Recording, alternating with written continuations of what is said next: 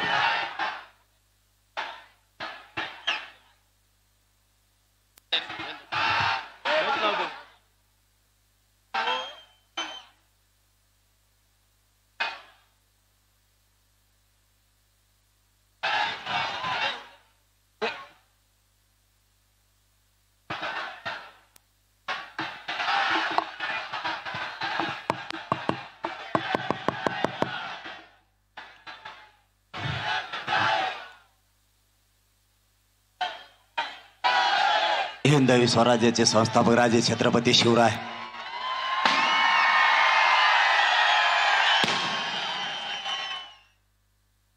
नाशिक जिल्ह्यातील जमलेल्या माझ्या तमाम मराठा बांधवांना माझा मानाचा जय शिवराय.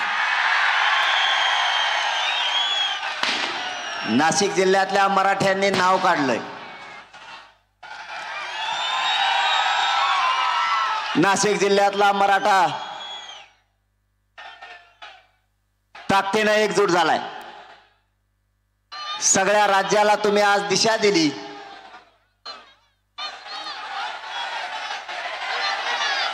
जातवान म्हणजे काय, कट्टरता म्हणजे काय आणि कडवटपणा म्हणजे काय हे आपण आज राज्याला तुम्ही नाशिक जिल्ह्यातल्या मराठ्यांनी सिद्ध करून दिलंय.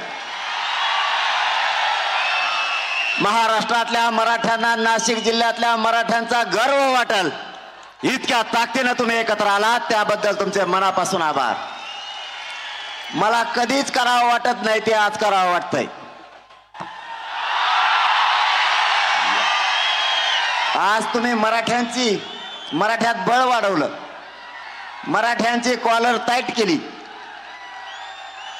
तुम्ही आज सिद्ध केलं आता लेकरासाठी लढायचं, जातीसाठी लढायचं, नेत्यासाठी आणि पक्षासाठी लढायचं नाही. हे नाशिक जिल्ह्यातल्या मराठ्यांनी सिद्ध केलंय. लोक म्हणायचे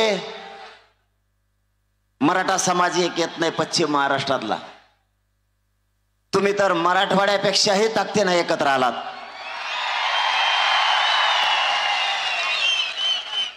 आणि ते तुमच्या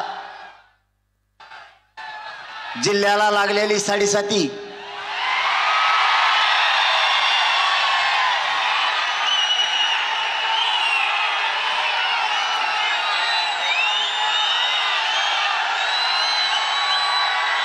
ते सगळ्या दुनियाचं दलिंदर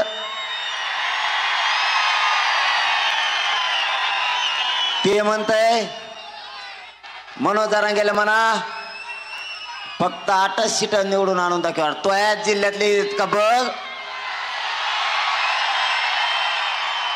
तू माया काय नादी लागतो. तू एकदाच माया नादी लागला तर तुला नाशिक सुद्धा सोडून दिलं नाही प्रचारासाठी. आणखीन तरी शहाणा वैभव तो आहे आत्ता शिक नाकावर चष्मा आलाय, तो आहे तोंडावरच येणार आहे आता तेव्हा चष्मा. असला शहाणा तर राय नीट, नसला तर तो आहे सरशी देवेंद्र फडणवीसचा सुद्धा पक्ष तू संपून टाकशील. ते देवेंद्र फडणवीस बी कमी येड्या करतं का नू. त्या छगन भुजबळचं ऐकून ते पाऊस आल्यावर नसतो का एक खांड चालवतो बघा जनावराचा, आणि त्याच्यात एक माग चालणार वासरू असते. तसा खेळ देवेंद्र फडणवीसचा झालाय सध्या. गळेल वासरू असल्यासारखं त्यांनी छगन भुजबळच्या माग चालत आहे. त्या छगन भुजबळने सगळी शिवसेना मोडून टाकली, राष्ट्रवादी मोडली. आता नंबर आहे देवेंद्र फडणवीसच्या भाजपचा. तरी यांच्या लक्षात याय नाही याच्या नादी नाही लागायला पाहिजे. आता ते माया नादी लागलं त्याची एवढी फजिती चालली. मला जवळ उभा राहून बोलता येतं तवरच बोलणार आहे बरं का मी. कमरात जर चमक निघायला लागली ना मला लगेच खाली बसायला लागतं. माझ्या कमरात इतक्या चमका निघात्यात आणि माझं हे उपोषण शेवटचं उपोषणामुळं ना पूर्ण अंग गळून गेलेलं आहे. माझ्या वेदना मी तुम्हाला कधीच सांगणार नाही, कारण तुमच्या वेदनापेक्षा माझ्या वेदनेला काहीच किंमत नाही. माझ्या समाजाच्या वेदना मला घालायच्या. माझा समाज माझ्या मराठ्यांच्या लेकराला शिकवतोय. त्याचं स्वप्न आहे आपले लेकरं मोठे झाले पाहिजेत, आपला समाज मोठा झाला पाहिजे. मला या करोडो मराठा समाजाच्या वेदना बसू देत नाहीयेत. माझ्या चौथा दिवस हे डॉक्टर सोबत आहेत. गाडीवरच बसून आहे डॉक्टर. असा डॉक्टर असतो का कुठं? डॉक्टर गाडीवरच, त्याला दवाखाना ध्यानात नाही राहिला त्याला दवाखाना आहे म्हणून. ते डॉक्टर आलं आणि माझ्यासारखंच आंदोलक होऊन बसलं. त्याला वाटलं तपासून यावयाला, तपासायला आलं आणि इकडेच राहिलं. दोन्ही डॉक्टर दोन्हीचे दवाखान्याला मोठाले आहेत. 100 खोल्याचे दवाखाने आहेत दोघांचे बी.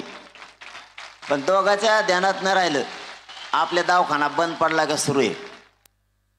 त्यांना काय तपासावं कळत नाही मा, कारण मा एक शिर चलत नाही, अंगात ताकद नाही, रक्त नाही. कुठं ते नाही ते कानात घालते तर ते कुठं टिकेल का माझ्या हाडकावरच टेकत आहे. त्यांना मेळ लागा नाही याचं नेमकं काय दुखत याला कोणचं इंजेक्शन द्यावा. आता मग दुखणं डॉक्टराला कळणारच नाही. महा दुखणं इतकं बेकार आहे. मला पाहिजे मराठ्याला आरक्षण.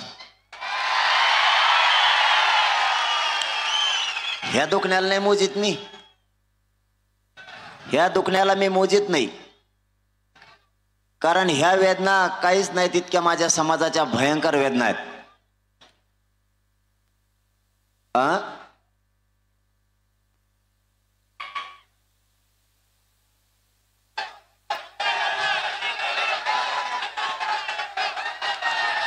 काय म्हणतात?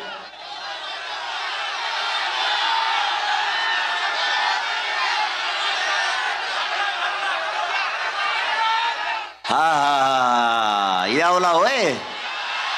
मला वाटलं काय तुमच्या येवल्याचं ह्या वेळेस नाव पवित्र होणार आहे. काळजी करू नका तुम्ही. येवल्याला लागलेला डाग धुतला म्हणून समजा, काळजीच करू नका. त्याचा कार्यक्रमच लावतो. जो मराठा आरक्षणाच्या मराठ्यांच्या विरोधात आला, मराठ्याला त्रास दिला, त्याचा कार्यक्रम झालाच म्हणून समजा. मग तो कोणी पण असू द्या, महाराष्ट्रातला कोणी पण असू द्या. देवेंद्र फडणवीसने सगळ्याला पाणी पाजिले, पण त्याला मी असा वस्ताद भेटलो त्याला काय करावं सुचत नाही. तुम्ही बाकीची काळजी नका करू. काय प्रॉब्लेम आहे रे दोघा तिघाचा? मग आता बोललो ना मी, चल खाली बस नाही तर बाहेर होय, चल बस खाली. बाकीचे काही इथं आलेले येडे समजतो का तू? हे आरक्षणासाठी आले, तू काय आरडायला आला का? चल होय बाहेर. तुला 3दा गोडी सांगितल्याला नाही कळलं. मराठा समाजाच्या वेदना या सरकारच्या लक्षात नाही आल्या. शेवटी यांनी सगळ्यांना मिळून मराठ्यावर अन्याय करायचा ठरवलंय. खुर्ची आणा रे, जाऊ द्या खालीच बसवतो. मला नाही दम निघत, काय करू यार. मला तुमच्या वेदना बसू देत नाहीत, मग शरीर मला दम धरे नाही. आता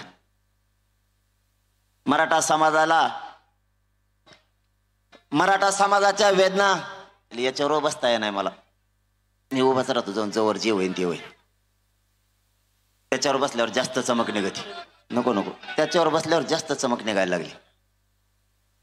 अरे पुढं पडन ना मी त्यांना पाडाय सोडून. गोड बोलून असंच मुंबईला नेलं तुम्ही मला. आता जाऊन तिथं गेल्यावर बसले 17 मजल्यावर जाऊन. माघारी बी येणार लवकर. मुख्यमंत्री मला म्हणतात कोणामुळं? तुला एकट्यालाच आहे ना, सगळ्या दोन्हीला यायला लागले. असं करू नको. येवल्यात ऐकू आहे ना, त्या टायमाला म्हणशील चिन्हच कळा ना, असं नको म्हणू. या बारी ना गेलाच पाहिजे ते. हो,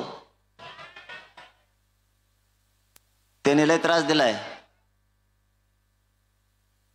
आणि ते येवल्याचे लोक मला येऊन सांगत आहेत, तुम्ही जरी निवडून द्या म्हणले तरी आम्ही त्याला पाडीत असतो.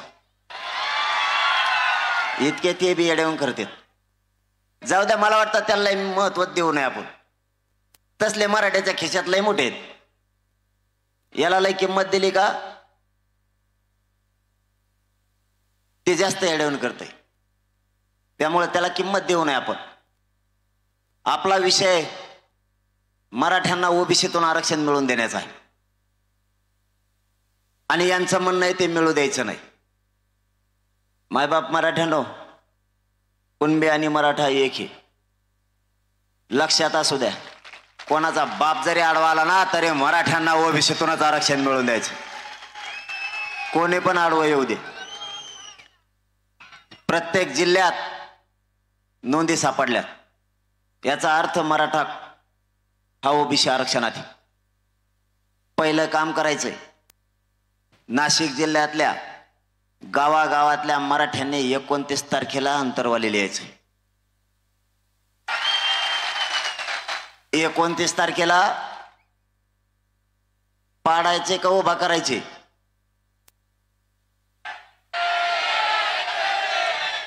तुम्हाला आता शेवटचं सांगतो.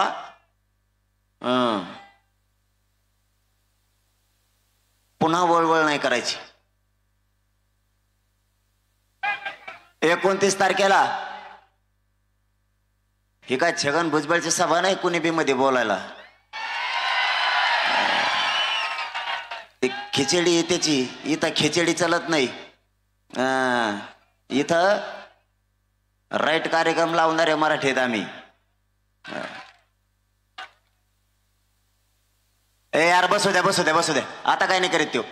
आता मग एका चाट्यात आलाय तो. याच्यानंतर नुसते वळवळ करून द्या. भुजबळ सहित त्याला उचलतो. सारखा बाजूल तुम्ही. त्याची कायमची बडबड बंद झाली पाहिजे. कारण यांचं औषध माझ्या जवळच आहे. देवेंद्र फडणवीसला सुद्धा मॅच औषध दिलंय. छगन भुजबळला दिलं पण कालपासून बोलायला लागलंय ते. त्याला वाटलं असं कवर मागं राहावा. येव पाडणार आहेत आपण आणि तेव्हा पाडणार आहेत. बोलून तर घ्या. मराठा हा ओबीसी आरक्षणात आहे. आपल्याला ओबीसीतून आरक्षण मिळवायचंय. काही झालं तरी हरकत नाही. ओबीसीतून आरक्षण मराठ्यांना मिळवून द्यायचंय म्हणजे द्यायचंय. सगळ्या पक्षातल्या मराठ्यांनी जागे व्हा. मराठ्याला अशी संधी पुन्हा येणार नाहीये. पक्षाला आणि नेत्याला बाप मानण्यापेक्षा जातीला बाप माना. आपले लेकरं उघड्यावर पडतील याचा विचार मराठ्यांनी करा. ज्या पक्षाच्या नेत्याला तुम्ही मोठं केलं त्याचे लेकरं मोठे झाले. त्याच्या 20 पिढ्या त्याला संपणार नाही एवढी संपत्ती त्याच्याजवळ तुमच्या जीवावरती झाली. तुमच्या लेकराचा काय हा प्रश्न लक्षात असू द्या. निवडणुका आल्या की उगा भावनिक व्हायचं काम करू नका. कोणचा नेता असला किंवा कोणत्या पक्षाचा आमदार असला किंवा मंत्री असला आपलं कोणीच नाही हे लक्षात ठेवा. पुन्हा बोंबलत बसू नका. आमचे लेकरं मोठे होत नाहीत, आमच्या लेकराला नोकऱ्या लागत नाहीत, आरक्षण मिळत नाही आणि आरक्षण नसल्यामुळं आपले लोक आपले विद्यार्थी मोठे होत नाहीत हे बोंबलत बसायचं बंद करा. वेळ आल्यावर बदला घ्यायचा शिका. वेळ आली की बदला घ्यायचं शिका. 42-45 वर्ष फसवलं, आता नाही. आता 2024 ला सगळ्याचे टांगे पलटी करायचे. जर मराठ्यांना आरक्षण दिलं नाही तर 29 तारखेपर्यंत देतात का बघू.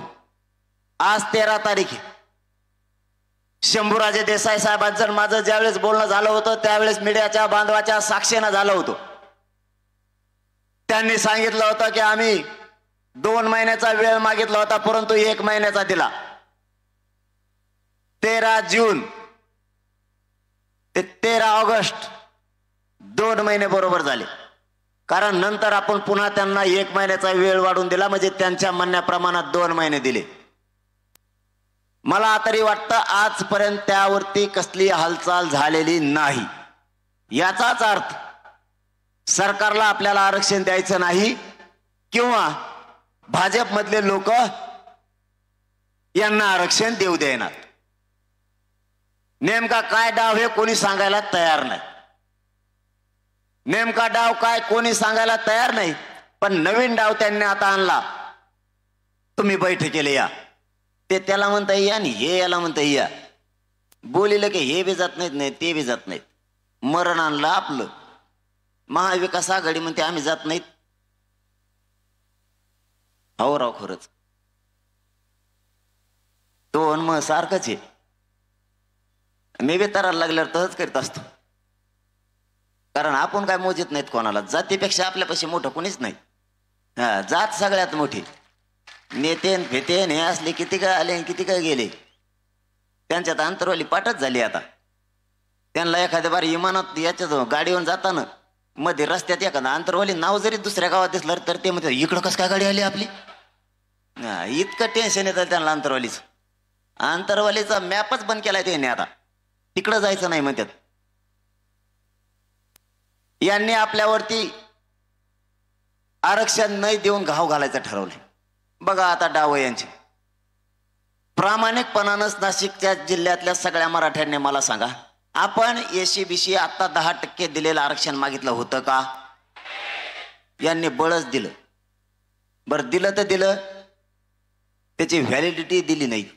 3 राऊंड मध्येच व्हॅलिडिटी द्या म्हणतात. ती काय होत नाही. आता मी मागा लागलो म्हणून 6 महिने केलं. आपलं दुसरं म्हणणं होतं ज्यांच्याकडे कुणबी प्रमाणपत्र निघालेत त्यांना 6 महिन्याची व्हॅलिडिटी द्या. त्यांनी त्यांनाही नाही दिली वाढून. यांनी आपल्यावरती न टिकणारं 10% आरक्षण दिलं. न टिकणार आणि ईडब्ल्यूएस आपलं घातलं. आणि ते पसरायला लागलेत काय? जरांगे पाटलांमुळं किंवा या मराठ्यांच्या आंदोलनामुळं ईडब्ल्यूएस आरक्षण गेलं. आम्ही घातलं का? आम्ही म्हणलं की ईडब्ल्यूएस रद्द करा. तुम्हाला 10% कोण देश सांगितलं? तुम्ही नाही तिथं येर खांदिता आणि परत म्हणता पाणी कसं काय लागलं नाही. खडकावर खांदल्यावर तुमच्या बापाला पाणी लागन का? तुम्हाला मागितलंच नाही, तुम्ही कसं काय देता? आणि आता म्हणतायत ते आरक्षण आमच्यामुळे गेलं आणि आमच्या लेकराचं वाटोळं करायला लागले. हे मराठ्यांच्या लक्षात आलं की हे प्युअर खोटं बोलायला लागले. आणि हे सांगायला कोण आहे? समजून सांगायला ते मुंबईचं नाही का ते मावशी ती येडपट त्याचे ते नाही, दुसरंच नाव यार त्याचं काहीतरी. हा तेच माया विरोधात हे सगळे विधान परिषदेवर गेलेलेच आमदार बोलत आहेत. पटांगणाला बोलतच नाही. जेव्हा विधानसभेला उभा राहणार आहे ना ते म्हणतो नको, त्याला बोललं की पडतच माणूस. कारण आता कसं कचकदा केला ना लोकसभेला यांना अशी जिरली नाही यांची तवापासून. तुम्हाला बी मानावं लागन, तुम्ही लय हुशार आहेत राव. मी नुसतं पाडा म्हणलो, तुम्ही राईटच पाडिलो.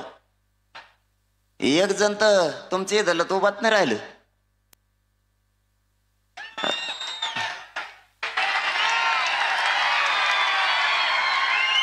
ते नुसतं म्हणत होतं मीडियात मला वरून शब्द दिला खालून दिला. काय दिला रे खालून वरून शब्द तुला? गप्पा आणताय कामान धामाचे. याला कोण आहे एवढा? कोणचा नेता लागून गेला हे वरून खालून शब्द द्यायला? तेव्हा म्हणतो नाही नाही मला तिकडून ठरलं होतं लोकसभा द्यायचं, वरून ठरला. तुला वरून देत नाही कोणी, खालून देत नाही. तो असाच मर. आता मराठ्याच्या विरोधात गेला ना असाच कार्यक्रम लागत असतो. चांगल्या चांगल्याच्या धुऱ्यावर झाल्यात मराठ्याच्या नादी लागणारे. ज्याची कधी जागा पडत नाही ना त्यांचा सुद्धा कार्यक्रम लावलाय मराठ्याने यावेळेस. त्यांचा सुद्धा. आमच्या मराठवाड्यात एक जणाची तर 5,000ची लीड तोडायला इतका फेसपाड होतो. इतकं बेकार काम आहे मराठीचं. मराठ्याचं नादी मराठ्याच्या नादी लागलं का असं होतं. आपल्याला 29 तारखेला ठरायचं लढायचं का पाडायचे. निर्णय कोणचा व्हाव द्या. इतक्या ताकदीनं काम करा ना. उभा करायचं ठरलं तरी मराठ्याची शान राहिली पाहिजे. मराठ्यांची इज्जत जाऊ देऊ नका. त्या उमेदवारात जात आणि मुलगा बघा. त्याचं तुमचं पटतंय का नाही हे बघायचंच नाही. त्याचं तुमचं पटत नसलं जर उमेदवार दिला दन मतदान करायचं. त्याने काम नाही केलं की माझ्याकडे या तुम्ही. त्याला घोडेच लावतो मी. तुम्ही त्याची काळजीच करू नका. फक्त यावेळेस जर उभा करायचं ठरलं तर ताकदीनं मतदान करायचं. सगळ्यांनी डोळ्यासमोर ठेवायचा मुलगा आणि जात. कारण एवढ्या वेळेस मुलाच्या आणि जातीच्या नावावर लोक मध्ये जाऊ द्या. आतापर्यंत तुम्ही लोक पक्षाच्या नावावरती विधानसभेत पाठवले. आता एकदा मुलासाठी जातीसाठी मध्ये जाऊ द्या. 75 वर्षात एखाद्या वेळेस बदल होऊ द्या ना. आणि सगळ्या जाती धर्माच्या लोकांचं हेच म्हणणं आहे. शेतकऱ्यांचे प्रश्न सोडू शकतात तर आपलेच गरिबाचे पोरं. मुस्लिम दलितांचे 12 बलुतेदारांचे ओबीसीचे प्रश्न सोडू शकतात तर फक्त गरिबांचेच पोरं. आणि जर आता ही गोरगरिबाची सत्ता आली तर सगळ्या जातीच्या लोकांना वाटतं हे पोरग सगळ्याला न्याय देऊ शकतं. मुसलमान तर आपल्यापेक्षा जास्त तरायला लागलेत. आपल्यापेक्षा जास्त. मी जर पाडा म्हणलो ना ते लगेच म्हणतात पाडू. मला भेटले ते म्हणले पटेल.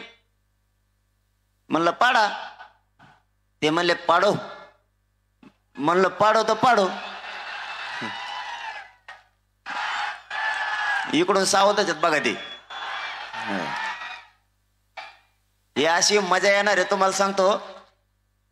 मुसलमान मराठा दलित 12 बलुतेदार जर भिडेने एकदा शिटाचा कार्यक्रम झाला म्हणून समजा.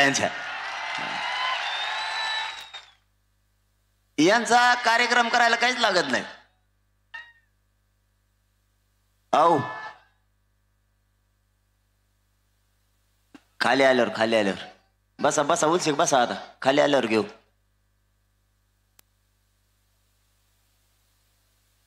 आपल्या मराठा समाजानं एकजूट दाखवल्याने सगळ्या जातीच्या मनात आशा पल्लवी झाल्यात.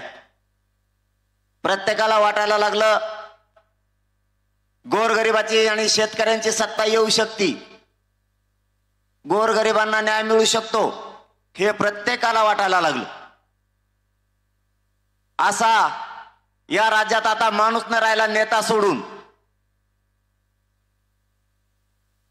की गोरगरिबाची सत्ता येणार नाही असं म्हणणारा. माझी मराठा समाजाला हात जोडून विनंती की संधी आहे. जर आपल्याला आरक्षण दिलं नाही तर आपल्याला काही करून देणारं बनावं लागणार आहे. कारण आपण त्यांना 1 वर्षापासून आरक्षण मागतोय. देशात इतक्या ताकदीचं आंदोलन कधीच झालं नसेल. सलग 1 वर्ष झालं हे आंदोलन सुरू आहे सलग. आणि लाखांना लोक या आंदोलनात सहभागी आहेत. कारण जर आंदोलन उभा केलं तर कधी काळी संपू शकतं असे आंदोलन झालेले.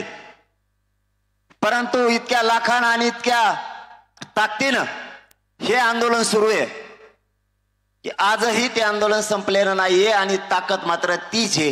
कुठेही जा मराठी आजही लाखातच आहे. तरीही ते आपल्याला आरक्षण देत नाहीयेत. देवेंद्र फडणवीसांनी चुका केल्या. आरक्षण द्यायचं सोडून षडयंत्र सुरू केले. आणि त्या षडयंत्रात मला उघडं पाडायचा प्रयत्न केला. मी काहीच चूक नाही केली. मी काय चूक केली?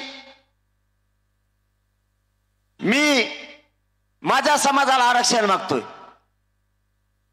अरे तुमच्या समाजाला आरक्षण मिळालं त्यावेळेस मराठ्यांनी नाही विरोध केला. तुमचे लेकरं आमच्या डोळ्यात देखता मोठे झाले. आम्हाला काहीच वाईट नाही वाटलं.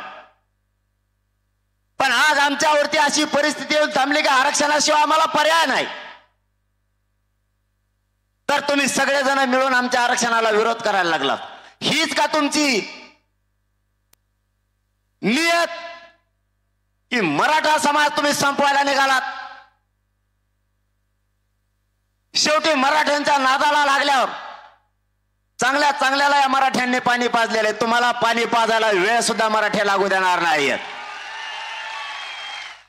तुम्हाला नेमकं झालंय काय? मी काय केलंय? मराठा समाजाला आरक्षण मागितलं, ही काय मी चूक केली का?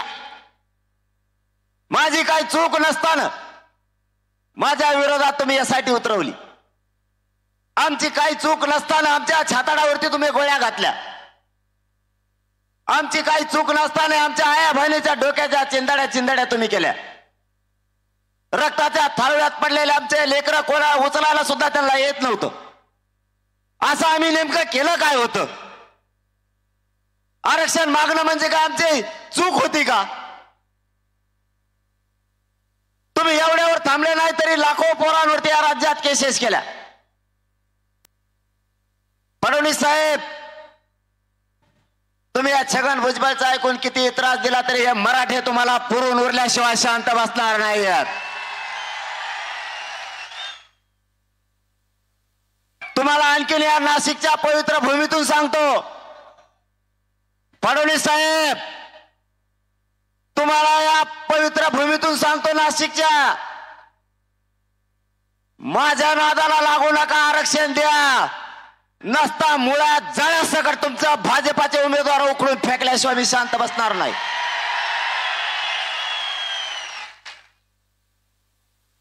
तुम्ही आमचे शत्रू नाहीयेत फडणवीस साहेब. आम्ही तुम्हाला विरोधक सुद्धा मानलेला नाही. जरा भाषा समजून घ्या.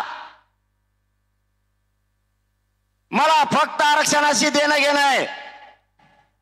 मला आणि माझ्या समाजाला राजकारणात नाही जायचं. पण तुम्ही आरक्षण नाही दिलं तर आमच्या पुढं पर्याय नाहीये. आम्हाला देणारं बनावं लागणार आहे आणि आरक्षण घ्यावं लागणार आहे. तुम्ही आमची भावना आणखीन तरी समजून घ्या. भांडणं लावू नका. भांडणं लावायचं एक बंद करा. तुम्हाला भांडणं लावायची लय सवय. तुम्ही मराठ्यात भांडणं लावून दिले. त्या दरेकरच्या माध्यमातून अभियान सुरू केलं. अभियान ते षडयंत्र आणि सापळा आहे. तो काय काम करतोय? मराठ्याच्या संघटना फोडितोय तो दरेकर. आणि त्यांना माझ्या विरोधात सभा पत्रकार परिषद घ्यायला लावतो. तो परत समन्वयक फोडायला लागलाय आणि समन्वयकाच्या माध्यमातून ऐका काय असतं, शेवटी आपल्यावरती चांगले संस्कार आहेत, समजून घ्या. मला काय सांगायचं तुम्ही समजून घ्या. ते आत्ता ज्या बंधूंनी घोषणा दिली नका देऊ, त्याचं कारण सांगतो. शेवटी संधी देणं गरजेचं आहे. समजून घ्या मला तुम्हाला काय म्हणायचं. मी एवढा संयमी आहे ना, म्हणून मराठ्यांच्या पदरात बरंच आरक्षण मिळालंय. घोटाळा जर असतो ना, आंदोलन बेमोड असतं, मराठ्याला यांनी काही मिळून सुद्धा दिलं नसतं. मला वाटत नाही माझ्या समाजाला डाग लागावा किंवा माझ्या समाजाची शान कमी व्हावा. मी काम करतोय माझ्या समाजाची शान वाढावी म्हणून. नसता तुमच्यापेक्षा कलाकार आहे मी. तुम्ही आता म्हणलात ना, त्याच्यापेक्षा डेंजर शब्द असतात. माझी विनंती आहे नाशिक शहरातून, जिल्ह्यातून, महाराष्ट्रातल्या मराठ्यांच्या पोरांना आणि समाजाला पण, जे चुकले ते जाऊ द्या. वयानं मोठे आहेत राणेसाहेब, चुकलेत एकदा जाऊ द्या. अनुभव आहे, वयानं मोठे आहेत. एखाद्या वेळेस आपणच माफ करायचं असतं. कारण त्यांनीच त्यांच्या मनानं वयाची मर्यादा त्यांनी ठेवायला पाहिजे होती. आपलं वय काय, त्यांचा अनुभव काय, त्यांचं योगदान किती आहे याची जाण मराठ्याला हाई. पण मी त्यांचा सन्मान करतो पहिल्यापासून. आपण त्यांना दादा म्हणतो कारण त्यांचा अनुभव मोठा आहे, वय पण मोठं आहे आणि योगदान पण आहे. पण याचा अर्थ असा बी नाही की मग आम्ही तुमचा सन्मान करतो म्हणल्याच्या नंतर तुम्ही कुठं पण बोलायचं आणि काय पण बोलायचं, ते पण आम्ही नाही ऐकून घेणार ना. पोरांनी इथून पुढं त्यांच्याबद्दल बोलताना थोडं वयानुसार त्यांच्या तारतम्य बाळगा, ही माझी विनंती तुम्हाला. त्यांच्या पोराचं हो द्या काही पण, कारण ते पोरग आपण पोरग पोराचं हो द्या काही पण. परंतु त्यांचं वय मोठं आहे, त्यांचा अनुभव पण आहे. याचा अर्थ काय, मी त्यांच्या पक्षाचा नाही, त्यांचा पक्षाचा दादेदारा करीत आणलाय. परंतु आपल्यावरती संस्कार चांगले आहेत. राणेसाहेब वयानं मोठे आहेत, अनुभव आहे, योगदान पण आहे, पण त्यांनी सुद्धा ती मर्यादा पाळायला पाहिजे की आपल्याला या राज्यात मान आहे, सन्मान आहे. उगाच देवेंद्र फडणवीसचं ऐकून, कारण ते तुमच्या त्या नाशिकचं जसं येडं झालंय तसं ते भुजबळ ते फडणवीस बी येडं झालंय. त्याचं ऐकून राणेसाहेबांनी कशाला टांगड्या गुतून पडायचं उगाच? काही गरज आहे का? यांच्या कशाला नादी लागायचं? मी प्रत्येक वेळेस सांगितलंय, मी त्यांचा सन्मान करतोय, त्यांनी बोलू नये.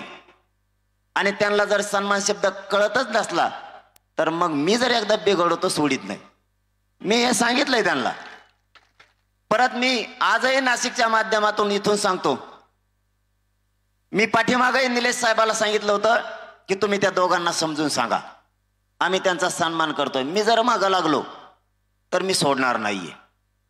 त्यांनी सुद्धा याचा विचार केला पाहिजे की राज्यातली जनता आपल्याला मानणारी आहे, आपण बी कोणीकडे बी बोलू नये. कारण मी त्यांना काही बोललोच नाही, तरी ते मला म्हणले मराठवाड्यात येऊन बघून घेईन. आता मराठवाड्यात येऊन बघून काय बघणार आहेत तुम्ही? मराठवाड्यात काय साधे चित्र मराठीत होय? परत तुम्हाला येताना पश्चिम महाराष्ट्रातून यायचंय, मुंबईतून बी यायचंय, परत उत्तर महाराष्ट्राचा कोपरा लागणार आहे. आणि उत्तर महाराष्ट्रातले नाशिकचे तर आमच्या मराठवाड्याच्या पुढे आहेत.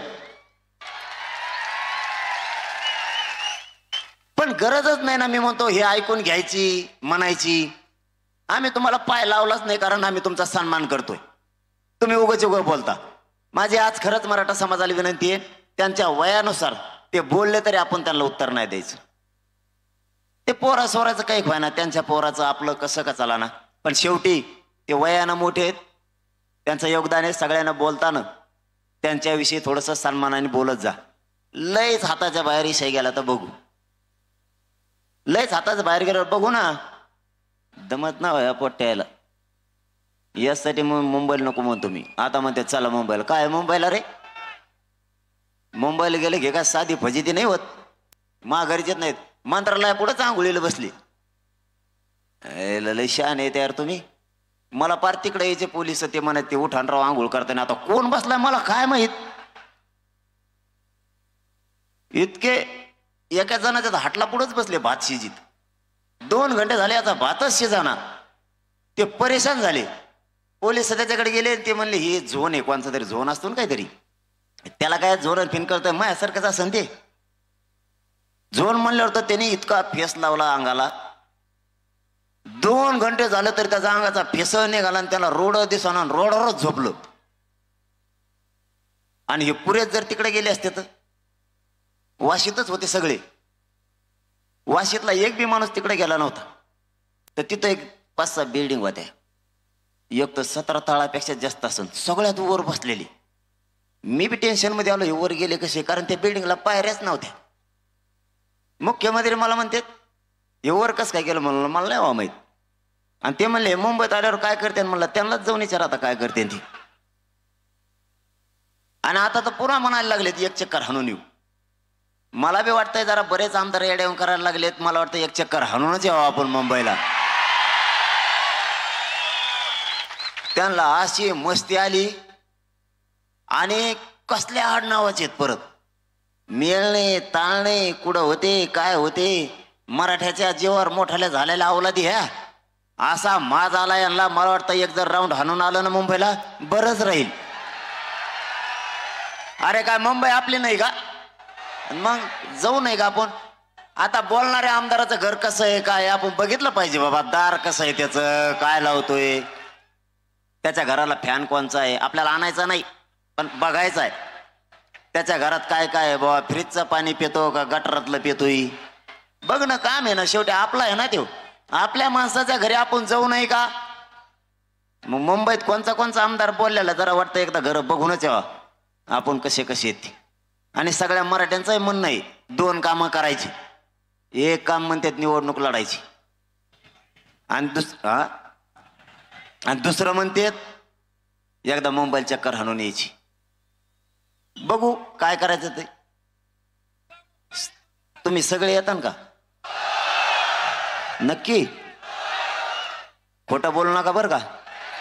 नाही तर तुम्ही राहायचे इकडं आणि मी जायचो एकटाच. मला असं रेट येते पोलिस तिकडं. तुम्ही सगळे येतात ना. आम्हाला पोलिसांनी तुम्हाला सांगतो असं कुटिलेलं एकदा या देवेंद्र फडणवीसचं ऐकून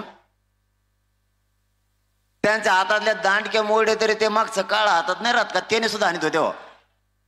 इतकं रेटचेला आम्हाला ते दोन्ही हाताने. आणि सगळे हाणणारे जवळपास त्यातले 90% मराठे नव्हतेच. त्यांनी निवडून आणले होते वाटतं.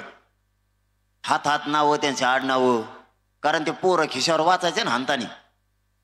त्याला म्हणजे एवढा राग होता मराठ्याचा. अधिकाऱ्याला राग असला पाहिजे का? जात असली पाहिजे का? नाही. आणि समजा आता तो देवेंद्र फडणवीसचं ऐकून हाणलं आणि कदाचित जर आमची सत्ता आली तर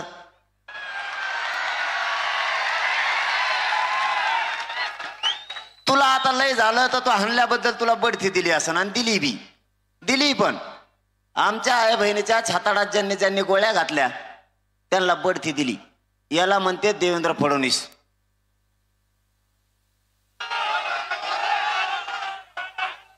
लोकांच्या आई बहिणीला जर मारलं तर तिथं बढती मिळती. आणि बऱ्याच जणाला बढती मिळाली.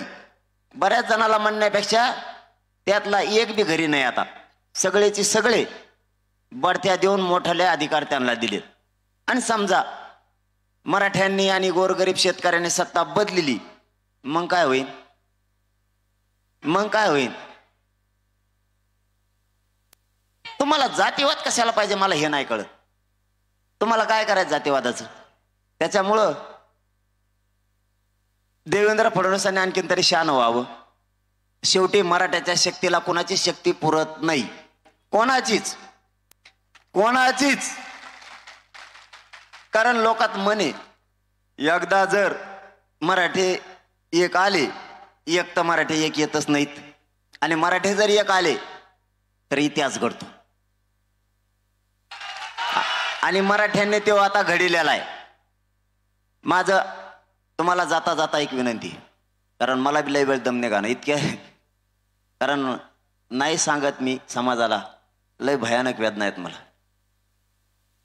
रोज सलाईन चालू आहेत. रोज 5-6 सलाईन. डॉक्टराला बी कोणी पेशंट सापडक नाही कचा कस सोया टोचित आहेत. कुंकड बी रक्त माया अंगात नाही. कुडून सुया आणि कुडून नाही बोटातच टोचित आहेत. माया शुगर कमी झाली म्हणतात. रक्तच नाही शुगर कुडून तपशितोय कोणाला माहित.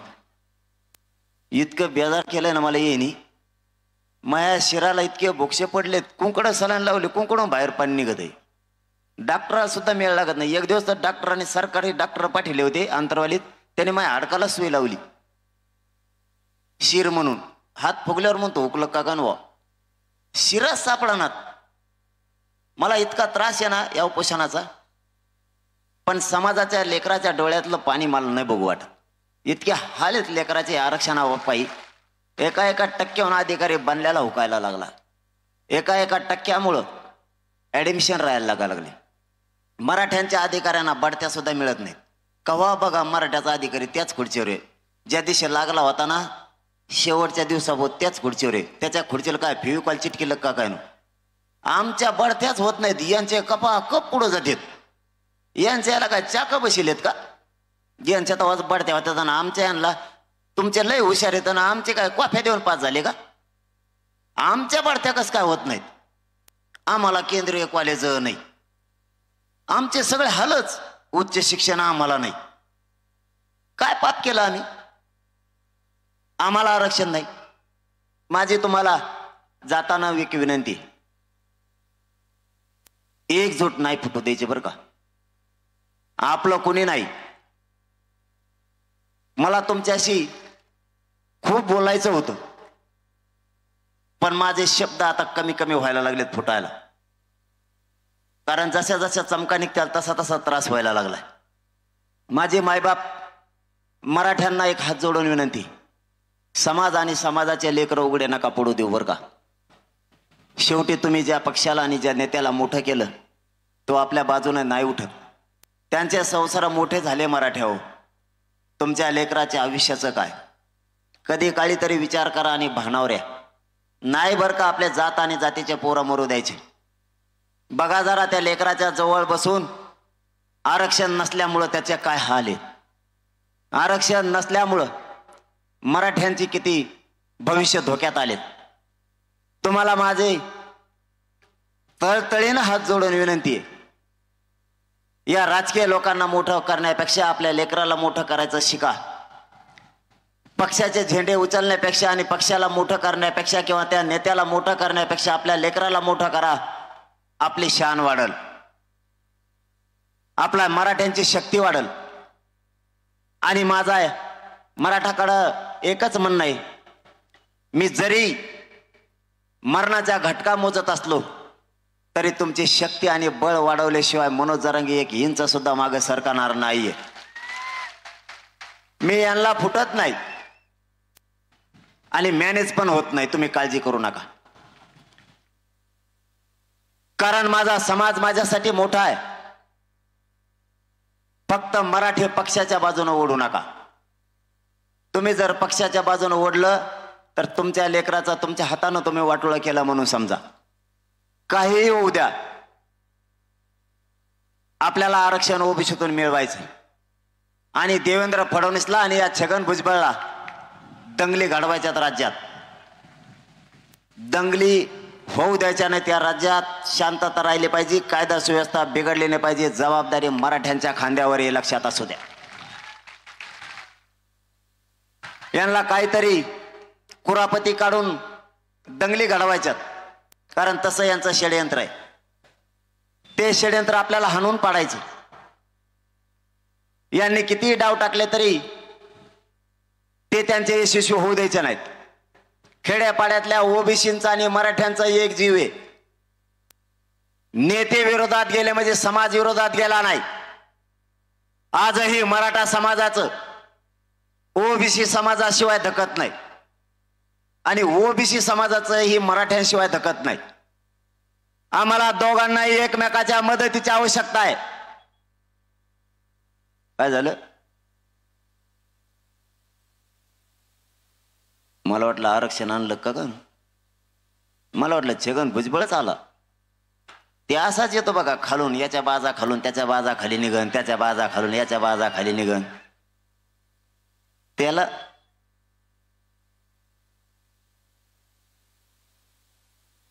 तेव्हा जर देवेंद्र फडणवीस म्हणून तसं जर नाही ऐकलं तर ते बेसन भाकर खायलाच जाणार. त्याला ऐकणं नाही तर देवेंद्र फडणवीस स्वतः त्याला उचलून मध्ये टाकणार आहे. बोल नाही बोलला की टाकलाच मध्ये. त्याला असं दुहेरी संकट उभं राहिले त्याच्यावर. त्याला वाटतं नाही बोलाव तर मध्ये टाक म्हणते, टाकीन म्हणतात. बोलाव तर इकडं मराठी विरोधात चाललेत. आता काय करायचं? इतकी पंचायत झाली त्याची. तशीच बहुतेक मराठ्याच्या आमदारात सुद्धा झाली असणार आहे. त्यांना बोलायची इच्छा नसेल पण देवेंद्र फडणवीस बळच बोलायला लावतो त्यांना, बोला बोला म्हणून. त्यामुळे इथून पुढे यांना शून्य किंमत देऊन आपण आपल्या कामात राहा. आपल्याला या राज्यात शांतता ठेवायची. काही झालं तरी राज्यात मराठ्यात आणि ओबीसीत वाद होऊ द्यायचा नाही. आणि गावखेड्यात नाही सुद्धा. गावखेड्यातल्या मराठ्यांना आणि ओबीसींना वाटतंय गोरगरिबाची सत्ता येऊ शकते, ही गोरगरिबाची लाट आहे. अशी लाट कधीच आलेली नाही. म्हणून आपण ही शांतता रॅली यासाठी काढली की या राज्यात शांतता ठेवायची. पण आपल्या लेकराला आरक्षण देण्यासाठी एकजूट सुद्धा तितकीच महत्वाची आहे. ते कायम तुम्ही टिकून ठेवा. आपल्याला आपल्या समाजाशिवाय दुसरं मोठं कोणी नाही आणि समाज मोठा करायचा आहे. मला एवढा त्रास असूनही मी या समाजासाठी आणि समाजाचे लेकरं मोठे व्हावेत म्हणून रात्रंदिवस झुंज देतोय. माझा दुसरा काही उद्देश नाहीये. मला नको यांचे पद किंवा मला नाही पाहिजे यांचे पैसे. मी जर एवढं निष्ठेनं लावून धरलं नसतं किंवा माझ्या समाजाने एवढ्या ताकदीनं लढा लावून धरला नसता तर आज गावाचे गाव ओबीसी आरक्षणात निघालीच नसती. कित्येक तरी पोरं आपल्या आता अधिकारी व्हायला लागले त्या प्रमाणपत्रावरती. कित्येक तरी पोरांना ऍडमिशन मिळायला लागलेत. आरक्षण नव्हतं तेव्हा पोरांनी शिकायचं सुद्धा बंद केलं होतं. त्या पोरांनी पुन्हा रिऍडमिशन घेतलेत. प्रत्येक क्षेत्रात मराठा समाज चाललाय. कुणबी हा राज्यापासून केंद्रापर्यंत चालणारा आरक्षण आहे. दिल्लीच्या संसदेत सुद्धा आपले 7-8 कक्ष अधिकारी झालेत आरक्षणाच्या जोरावरती. कारण राज्यापासून केंद्रापर्यंत जर मराठ्यांची ताकद आणि शक्ती वाढवायची असली तर तुम्हाला आधी लेकरं डोळ्यासमोर ठेवावे लागणार आहेत. आणि आरक्षणच मराठ्यांना मोठं करू शकतं हे मराठ्यांनी लक्षात ठेवा. नेता आमचा पाहुणा आहे किंवा पाहुणा लागतोय या भावनेत न येता स्वतःच्या लेकराचं वाटोळं करू नका ही मला तुम्हाला हात जोडून विनंती. मराठ्यांनी कधीतरी भानावर यायचं शिका. सगळ्या बाजूने फक्त मराठ्यांनाच घेरलंय. सत्ताधाऱ्यांनी आणि विरोधकांनी दोघांनी मराठा उघडा पाडायचं ठरवलंय. दोघांचंही म्हणणं आहे मराठ्यांना आरक्षण नाही मिळालं पाहिजे आणि ओबीसीच्या नेत्याचंही म्हणणं आहे मराठ्यांना आरक्षण नाही मिळालं पाहिजे. इतकं मोठं षडयंत्र चाललेलं असताना तुम्ही पक्षाच्या बाजूने बोलताच कसे? मराठ्यांचं रक्त मराठी म्हणून कधी जागा होणार आहे? स्वतःच्या लेकराच्या बाजूने तुमचं रक्त कधी गरम होणार आहे? स्वतःच्या मुलीचं आणि मुलाचं वाटोळं होताना तुम्ही उघड्या डोळ्यानं कसं बघता? स्वतः इतके पैसे लावलेत, व्याजानं काढलेत, उस तोडलेत, वावर इकून स्वतःचे पोरं आणि पोरी शिकवल्यात. त्यांच्या डोळ्यातलं पाणी स्वतः उघड्या डोळ्यानं मराठे तुम्ही कसं बघू शकताय? तुम्हाला नेता जवळचा की तुमचे लेकरं जवळचे? नेत्याला मोठं करून तुम्हाला काय मान उंचावणार आहे? तुम्ही कोणती कॉलर टाईट करून रस्त्याने चालणार आहेत? नेत्याला मंत्री करून तुमची काय शान वाढणार आहे? त्याचेच पोरं पैसेवाले करून तुम्हाला कोणती हिंमत गाजवायची? मराठ्यांनी स्वतःचे पोरं आणि स्वतःचे जात मोठं करण्यासाठी झुंजा. कोणाचे ओझे उचलायचे आपल्याला गरज नाही. स्वतःचे लेकरं मोठे करायचे शिका. स्वतःची जात प्रबळ बनवा. स्वतःची जात जर एकदा शक्तिशाली बनवली तर मराठ्यांना कोणाच्याच पुढे हात पसरायची गरज नाही. कोण नेता आणि कोणता पक्ष त्या पक्षाला आणि नेत्याला पायाखाली तुडवा. छगन भुजबळ सारख्या पैदाशी जर आडव्या येत असल्या तर त्याला निवडणुकीत पाडून टाका.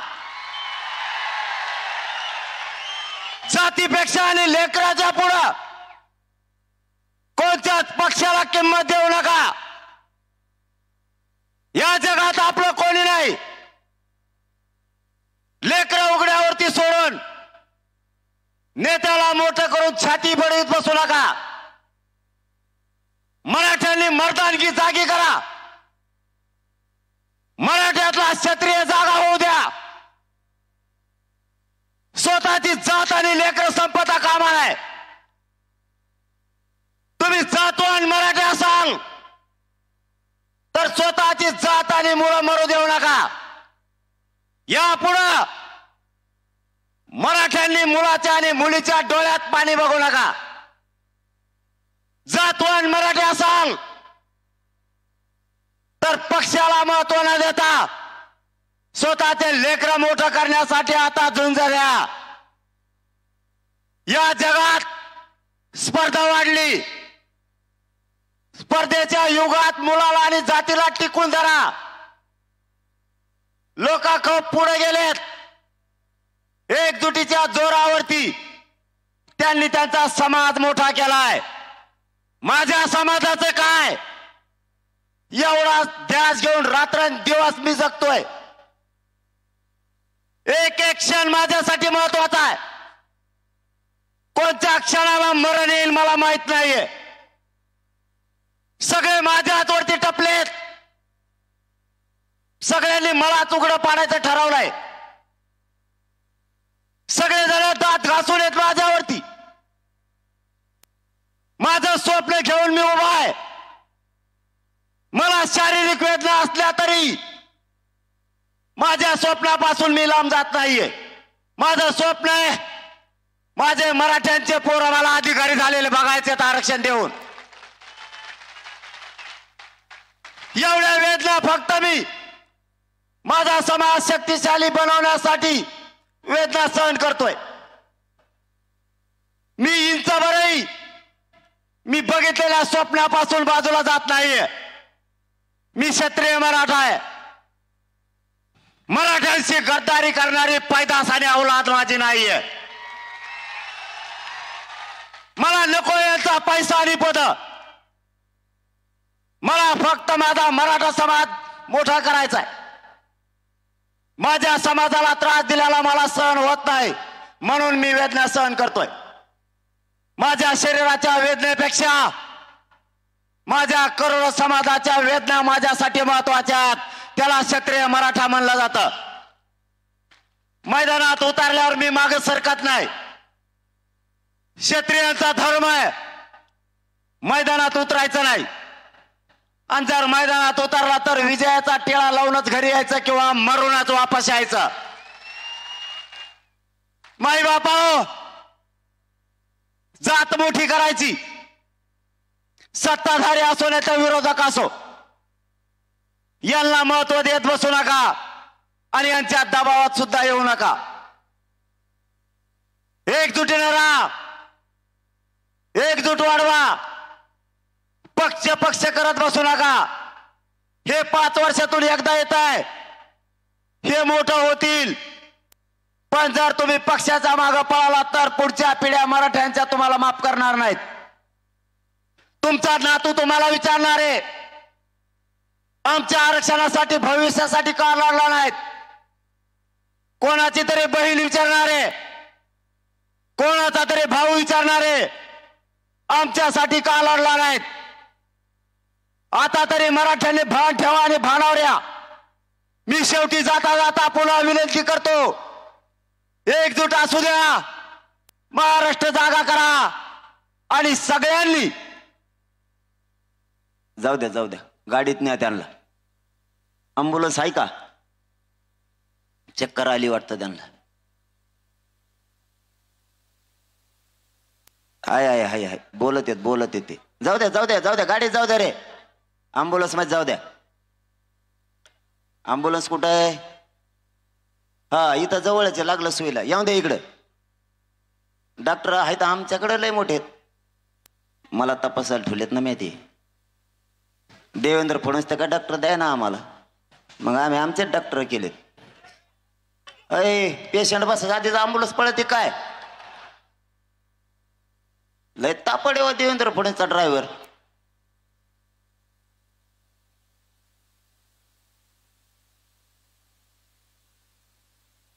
का छगन भुजबळचा ड्रायव्हर आहे? मराठा समाजाला माझी विनंती आहे 4-5 कामं करा आणि मी बोलायचं बंद करतो कारण मला लगेच दवाखान्यात जायला लागतंय. जर 29 तारखेला लढायचं ठरलं तर ताकदीनं काम करा. आणि एकच सांगतो राजकीय पक्षाने जर दबाव आणला तर त्यांना घाबरू नका. जातीच्या आणि लेकराच्या बाजूने उभा राहा. आणि मतदानाला जाताना कोणी काय बघत नाही. किती त्रास दिला राजकीय नेत्यांनी तरी मतदानाजवळ गेल्यावर आपण सांगितलं तिथं शिक्का मारा. तिथं काय त्याला दिसत नाही. याने काय केलंय? लयच दबाव आणला त्यात संग छिंडा. कारण गरीबाचं भीती असते गरीबाला. पण एकजुटीनं यावेळेस पाडायचं ठरलं तरी पाडायचं आणि निवडून आणायचं ठरलं तरी निवडून आणायचं. फक्त एकच सांगतो नाशिक जिल्ह्यातल्या गावागावातल्या मराठ्यांनी 29 ऑगस्टला अंतरवालीकडे या. आपल्याहून एक विचारानं महाराष्ट्रातल्या मराठ्यांनी ठरवू करायचं काय एवढंच बोलतो. एकजूट कायम असू द्या. पक्षाला महत्व देऊ नका. जातीला आणि जातीच्या मुलाला बाप माना. पक्षाला आणि नेत्याला बाप मानू नका. एवढंच बोलतो आणि थांबतो. धन्यवाद. जय शिवराय.